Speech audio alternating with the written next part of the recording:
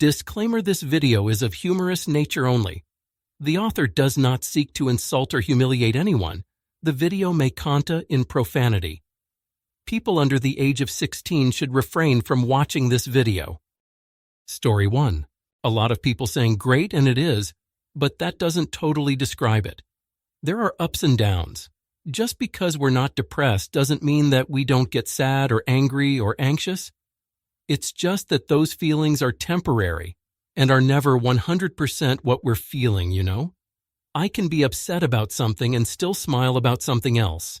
I look back on every single phase of my life favorably and wish I could experience them again, while also being happy in my current phase. It also leads to not really having an understanding of depression and anxiety. I try to be empathetic, but I often have to push thoughts out of my head that people who are depressed are being dramatic, aren't thankful enough for what they have, or could cure themselves by just doing one simple thing. Like exercising, for example. I have to remind myself that I just don't know what depression feels like, so I shouldn't think I know how to fix it. Story 2. Life can still be hard sometimes. The curveballs are always there.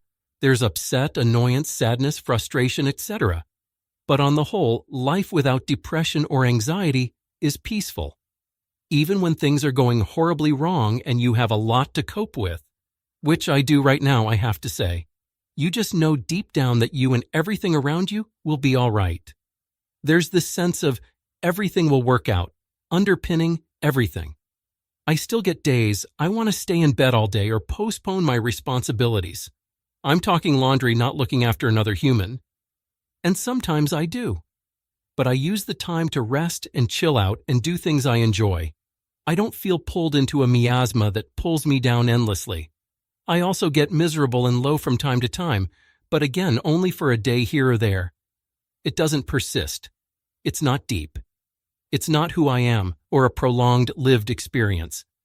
Peaceful and fun, I would say, describes my life with robust mental health. It's like weather versus climate. I still get rainy, cloudy days where I want to stay indoors all the time, but the climate is generally temperate and warm, with plenty of opportunities to go out and enjoy the sun. Story 3. Epic when I have experienced episodes of anxiety and panic attacks. There was a statement that came into my life. Your mind is wired to have thoughts, not thoughts. Thought tangle themselves when they come through lips and through pencil tips. This was my incentive for journaling and going to therapy. I realized that these weren't things that I had, but things that I was experiencing. Shifting perception result in shift. So what was in the way? I realized that depression is a protective mechanism when the body can't find a way out of the experience that it's having. And I realized that anxiety was my mechanism, trying to keep me safe from both the externa and my internal perception of what I was living. It was a gift of a tool I had just come to overdepend on it. So when I was able to give that sense of safety, the symptoms completely resolved, and they have never been back because I am regularly journaling, getting into nature, making space to rest and do therapy. And now when anxious, invoking, or difficult thoughts, behaviors, feelings, or emotions or experiences arise, I know how to address it. Not to push it away, first acknowledging that it belongs and being with it. Story 4. Anger, depression, and anxiety are all normal and have a place in life. Key is not getting stuck there. While there's a time and place for medication, proper therapy and exercise can be effective most of the time. Stress, by definition, is loss of control. We don't stress over the things we can control. We create illusions of control by blaming ourselves or other victims for victimization. If it's my fault, then I somehow had control. You can't judge your past by what you know now. For example, blaming our child selves for not behaving as we would as adults. I recommend writing letters to anyone renting space in your head. Could be someone who's passed away, someone who hurt you, or someone you hurt.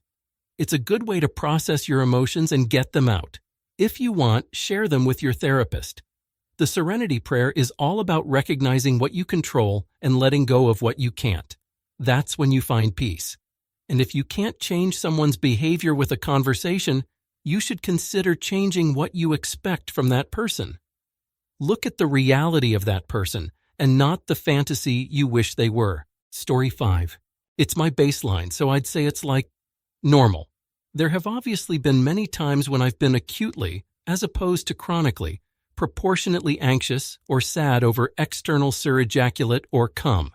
Seem instances for which it's appropriate to feel that way.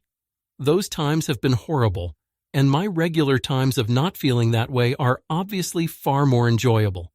One issue, though, is that depression and or anxiety have so utterly saturated the world of mental health treatment that it's begun to feel impossible to explore help for anything else. ADHD, OCD, anything. Explore any space where people are reporting their struggles and successful treatments, and they're basically just dominated by completely unrelatable descriptions of comorbid general anxiety depression, and improvement when meds or lifestyle changes made them less anxious and or depressed, which is no help to me at all. Any experience I've had with professional therapists and psychiatrists has likewise been fruitless, because they've seemingly been conditioned to steer so hard to angst-depression approaches, by default now, that it's not worth having to remind them every month that that's not what you're going through, that you're not interested in antidepressants, etc. Story 7. Really good. And I'm really grateful for it. I know what I can and what I cannot change or affect, and I absolutely accept that. I don't overthink, and I know that I try not to act too much like a dick. So it's cool. I do get the odd invasive thought or the occasional, I should have said X or Y, typical shower thoughts or replay a few situations. But again, I don't care as it's over and done with. I understand that it's not real, and other people don't think about me the way I think they do, so I think duck it and move on quickly. I don't need anyone for myself of self. I know me and am most comfortable. Edit. I had a rather crap upbringing, so perhaps the above was my way of dealing with it. Story 8. My life is great because when I was young, I figured out how to mitigate around them. To achieve not having anxiety or depression, you have need to be ignorant enough to be bliss of the emotions, or learn how they operate, why they operate in the first place, and take the appropriate actions to remove them from coming in the first place. Depression is an innate reaction to when you don't have a reason to keep living, or aren't fulfilling a certain criteria to living. Anxiety is an innate reaction to when something needs to be done. Once you figure out why those are happening, you can completely mitigate them, or be lucky and be dumb. Story 9. I deleted all social media off my phone, just the apps, and it's amazing. Social media is just full of so much negativity. I check it sometimes on my desktop, very rarely, and I hate it now. Even posting a simple question in a group is met with crazy talk. I'm much happier now that I just live in real life 247. I also quit playing competitive video games, or at least don't take them seriously. And that's also nice, although I do miss them. I didn't realize how much other people could affect my mood. Story 10. Hey, I've lived on both sides of this. I used to have horrible depression and lots of anxiety. Between medication and life, I'm no longer either. Now, life is just pretty meh instead of terrible, which is fine. The best part is not being super depressed, because that sucked. The anxiety was annoying but not terrible to deal with, though no longer having anxiety like that is like a weight off my chest, which is also nice. All in all, it's definitely better now without them, but still, just meh. Story 11. Good. For a reason or not, crap happens. Feeling crapty about it only makes it worse. Take the cards you're dealt and play your best hand. It always gets better, and you usually come out better than when you went in. Don't listen to other people's negativity. That's their problem. Let them deal with it. Accept what you got. Don't fret over what you don't. You're good enough, but always strive to be better. If you do all this, chances are you'll die happy, proud, and satisfied with life. Story 12. I have depression on both sides of my family tree and panic attacks on one. But to my great relief, I've never had true depression of panic attacks through my 66 years. Oh sure, I've had low points in my life, due to career, family, marriage, side interests, that caused my soul deep pain. But I've also been able to look at other aspects of my life and see that I've got it pretty good. I've never just felt down without an external reason for it. Story 13. We've all got our problems, struggles, sadness, uncertainty, and all that. By It's Okay in the end, there are good times and bad times. We still have to try hard. Amateur psychologist here. PhD is getting stoned and letting my mind wander. I think a lot of people with depression and anxiety are inadvertently not letting things get better for them. Like, I know people who just won't make changes and feel like they are screwed, but they won't take advantage of good opportunities when they come along. Story 14. Pretty good, honestly. Lots of my family have struggled with issues around anxiety and depression, and I think the reason I don't is because I have a fairly painful chronic illness. At several points in my life so far, I thought I could die, and I think this had made me see the value in the small everyday things. Also, I focus on the things that are good. I'm definitely a glass half full type of person, and it means my life is fulfilling and happy. Story 15. I don't have any addictions, disorders, disabilities, or diseases. I have a good job, nice apartment, a family that loves me. But that doesn't mean that I am happy. It doesn't mean that I have a good life. I am currently in the process of getting a divorce. He hurt me financially, emotionally, and physically. After I separated from my ex, I met a nice guy. I developed feelings for him, but recently I found out that he blocked my number. Everyone struggles. Story 16. When I was younger, I was very depressed and anxious. At one point, I was an agoraphobe who couldn't leave my house for 2 years. I came out of it through sheer willpower. Now, I have no anxiety about anything. I live every day the same and try very hard to be happy. I also have no inner monologue to talk inside my head and cause anxiety. Life is too short to be stressed out all the time. Story 17. You have a lot more trust. In yourself, in others, in the world. I've been through periods of depression and high anxiety. For me, the biggest difference is that when I'm feeling okay, I trust myself to get through things. I trust others to love and value me. And I trust the world to not be hostile 100% of the time. I'm still affected by stress and self-doubt, but they don't feel all-encompassing. Story 18. For the last couple years or so, I've been through periods of really bad depression and anxiety, followed by periods of blissful happiness. When I'm happy, it feels great.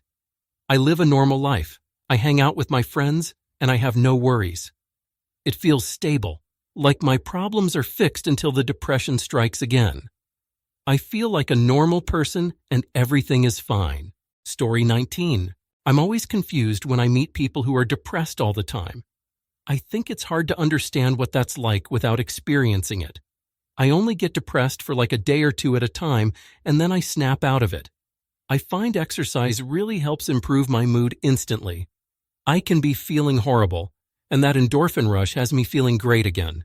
Story 20. While my girlfriend struggles with depression and anxiety, I personally don't experience these issues.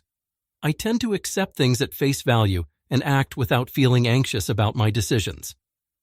As a CEO with a fast-paced life, I simply don't have the time to dwell on feelings of depression or anxiety.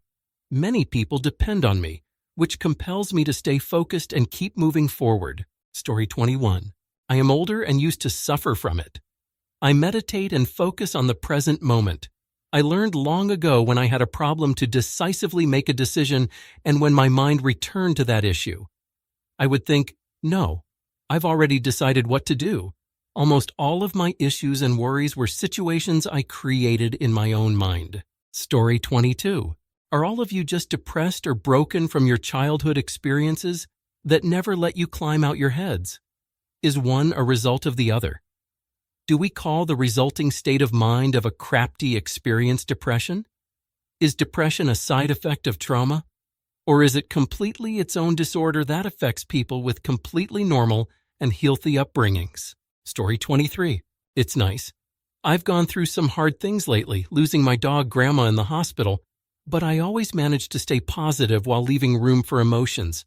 Sometimes I try to imagine what it would be like to not be able to get motivation or have other things to do, and it's honestly difficult because I've never lived that way. Story 24.